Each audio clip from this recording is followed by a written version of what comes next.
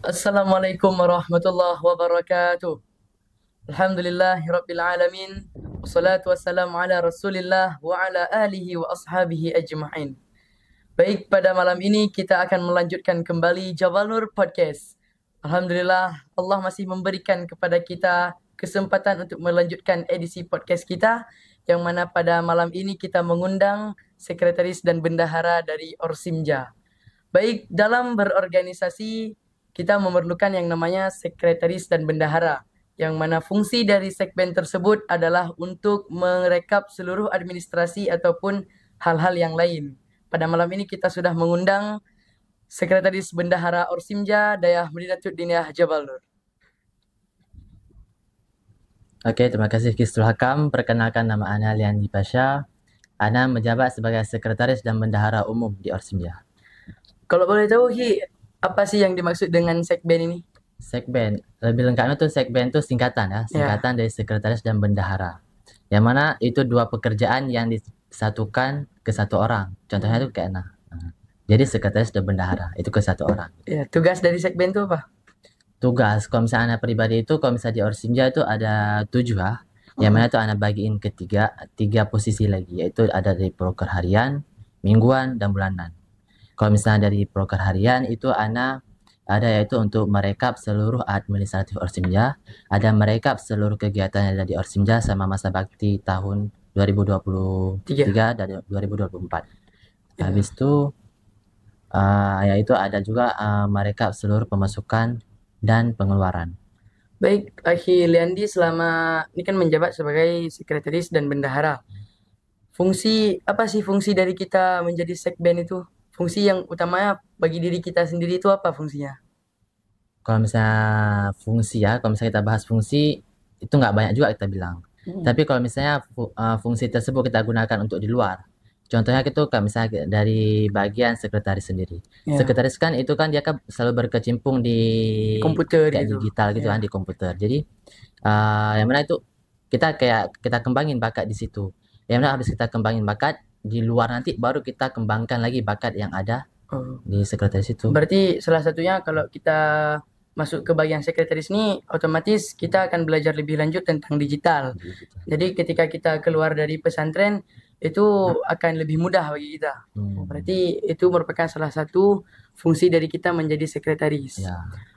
Untuk selanjutnya, apa sih proker dari segmen Orsimja ini? Proker segmen lah.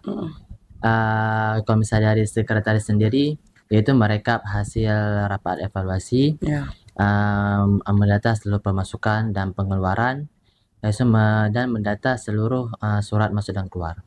Kalau misalnya dari bendahara sendiri, itu ada kas Orsimja dan ada juga uang sosial.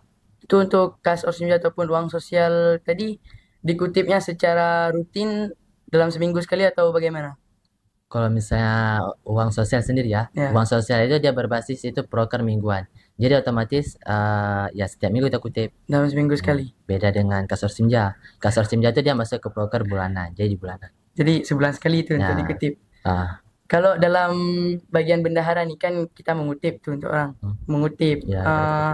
Apa kendala tuh? Ada kendala dalam melaksanakan proker tadi? Kendala nggak banyak kendala sih, cuma satu kendala tuh berefek gitu. Contohnya kayak misalnya kita kutip sama satu orang, kan nggak mungkin kita kutip sama semua orang tuh sama kepala. Jadi mungkin ada uang ataupun nggak ada uang. Nah di situ di uangnya itu kendala. Jadi kan nih Aki sendiri nih yang pegang bagian bendahara tuh. Kalau udah ada masalah sih, kalau udah ada kendala seperti itu, apa solusi dari Aki untuk membuat lancar lah proker yang udah direncanakan?